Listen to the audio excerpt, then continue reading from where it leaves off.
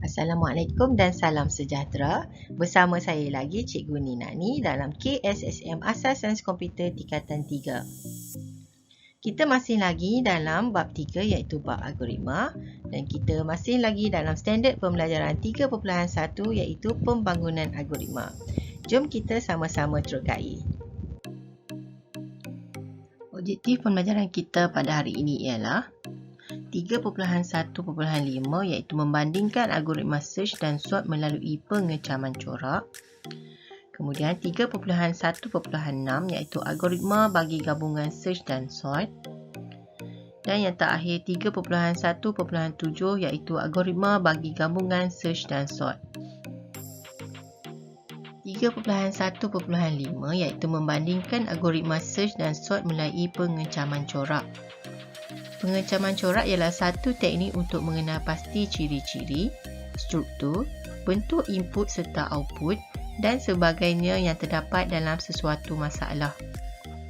Pengecaman corak sering melibatkan perbandingan corak antara masalah yang serupa atau sama untuk mencari persamaan dan perbezaan dalam masalah tersebut.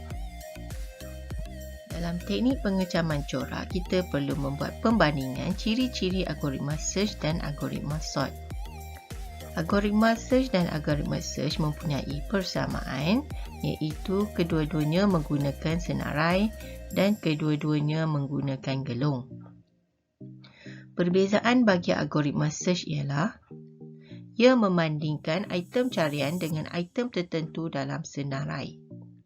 Kemudian, perbezaannya juga adalah mencari sesuatu item dalam senarai. Seterusnya, algoritma search boleh digunakan untuk senarai yang telah diisi atau belum diisi. Bagi perbezaan algoritma search adalah isian tamat apabila semua item berada dalam urutan yang betul. Perbezaannya juga ialah mengisi item-item dalam senarai mengikut urutan menaik atau menurun. Algoritma sort, ia digunakan untuk senarai yang belum diisi.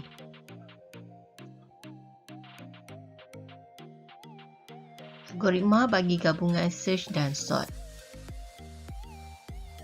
Proses membina atau cara untuk menyelesaikan sesuatu masalah kadang-kala memerlukan gabungan algoritma search dan algoritma sort. Gabungan kedua-dua teknik ini akan mempercepatkan dan memudahkan proses penyelesaian sesuatu masalah. Mari kita lihat contoh bagi gabungan search dan sort. Mari kita lihat pembinaan algoritma bagi gabungan teknik search dan sort. Semasa aktiviti penangkapan ikan di laut, apabila pukat dinaikkan ke atas kapal, nelayan akan mencari ikan-ikan berkualiti yang mempunyai nilai dalam pasaran. Ikan-ikan ini akan diasingkan dan dimasukkan ke dalam bakul manakala ikan-ikan yang lain akan dilepaskan semula ke laut. Ikan-ikan yang terdapat di dalam bakul akan diisi mengikut jenisnya.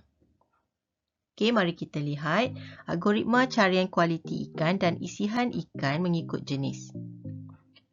Yang pertama, naikkan pukat ke atas kapal.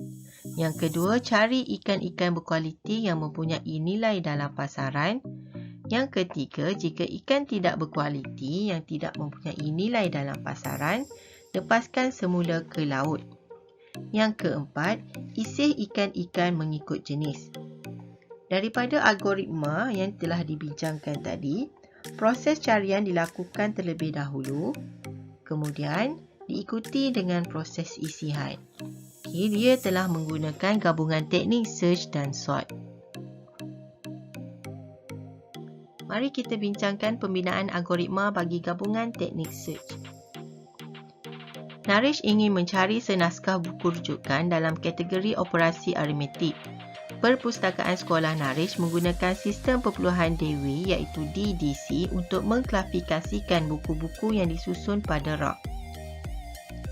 Perhatikan rajah 3.29, ianya menunjukkan sebahagian daripada penggunaan DDC bagi mencari buku berkategori operasi. Okey, mari kita lihat bagaimanakah algoritma bagi mencari buku berkategori operasi. Yang pertama, masuk ke perpustakaan. Yang kedua, lihat carta DDC. Yang ketiga, cari nombor rak berlabel 500 sain tulen. Pergi ke rak berlabel 500 sain tulen. Yang kelima, cari bahagian berlabel 510 iaitu matematik. Dan yang keenam, cari bahagian berlabel 513 aritmetik. Seterusnya, cari bahagian berlabel 513.2 operasi. Yang ke-8, cari buku yang dikehendaki. Kemudian tamat.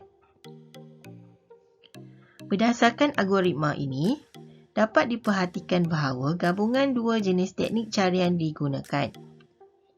Narish menggunakan binary search untuk mencari rak label 500 sain tulen kerana terdapat lebih 900 label pada carta DDC.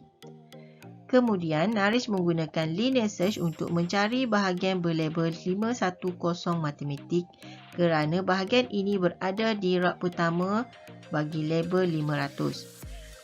Seterusnya, untuk mencari bahagian berlabel 513, aritmetik Narish menggunakan binary search kerana bahagian ini berada di tengah-tengah label antara 510 hingga 519.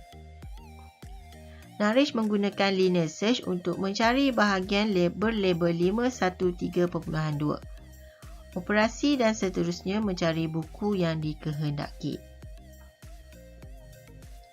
Gabungan dua jenis teknik carian digunakan ialah binary search dan linear search. Mari kita bincangkan pula pembinaan algoritma bagi gabungan teknik sort. Adila ialah seorang pembantu klinik. Dia dikehendaki menyusun fail-fail pesakit yang terdapat di klinik itu bagi memudahkan fail pesakit dicari apabila pesakit datang untuk mendapatkan rawatan. Adila memulakan tugasnya dengan mengisi fail-fail mengikut tahun kelahiran pesakit.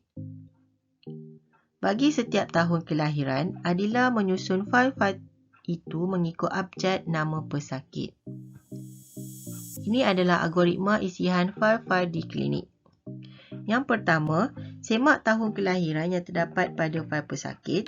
Yang kedua, isi fail-fail pesakit dengan memasukkan fail-fail ke dalam beberapa buah kotak mengikut tahun kelahiran.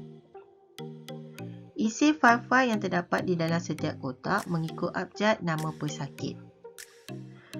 Berdasarkan algoritma yang telah dibincangkan tadi, terdapat gabungan dua isian yang berlaku dalam proses Adila menyusun fail-fail pesakit. Adila menggunakan bucket sort untuk mengisi fail-fail pesakit mengikut tahun kelahiran kerana pesakit terdiri daripada pelbagai peringkat umur. Kemudian, Adila menggunakan bubble sort untuk mengisi fail-fail pesakit yang berada di dalam setiap kotak mengikut abjad nama pesakit. Gabungan dua isian yang berlaku dalam proses Adila menyusun fail-fail pesakit itu ialah bucket sort dan bubble sort. Tahniah, anda telah pun berjaya mempelajari algoritma bagi gabungan linear search, binary search ataupun bucket sort bersama dengan bubble sort. Seorang pengatur cara dia boleh memilih mana-mana gabungan sama ada menggunakan algoritma search ataupun algoritma sort. Ini adalah bertujuan untuk memudahkan pengatur cara menyelesaikan masalah. Sekian, terima kasih daripada saya, Cikgu Ninani. Semoga kita berjumpa lagi. Selamat maju jaya.